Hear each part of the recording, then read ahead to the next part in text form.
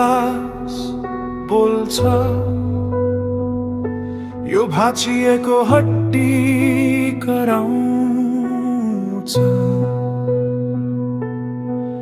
तिम्रो सिन्दुरको रातो रंग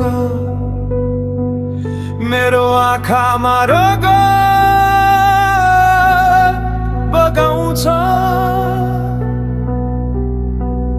गल्लीको पागल म तिम्रो नाम जपेर हिँड्छु,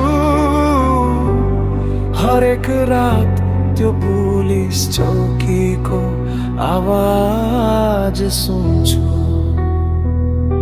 म जिउँदो लास मरेको मुटु बोकी,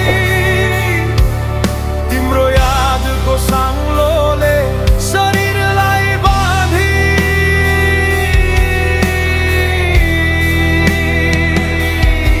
तिमीले देखायौ उज्यालो, तर म अन्धकारको खोजीमा।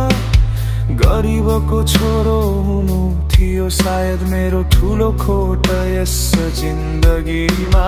म थिए अबारा केटे, तिम्रो हाँसोमा मात्रै अल्झिने। तिम्रो आदेशले आज सफलताको शिखरमा चढ्ने।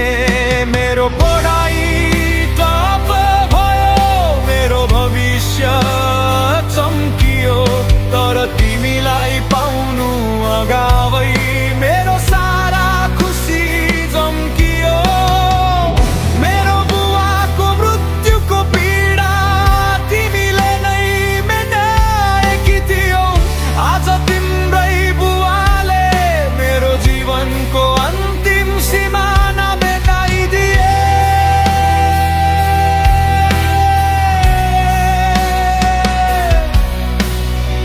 बिहेको प्रस्ताव बोकी म त्यहाँ नहार के त बनेर गए, तर त्यो मण्डपमा तिमीलाई देख्दा म पागल जस्तै रुन थाले। सफलताको टीका मेटियो, मेरो माथेको इज्जत लुटियो। मेरो सपनाको घर तिम्रो अगाडि नै टुटियो। तिम्रो बाबुको क्रूर हाँसो रक्सी भन्दा कडा लाग्यो। उनले बोलाएको पुलिसले मेरो आत्मालाई नै दाग्यो।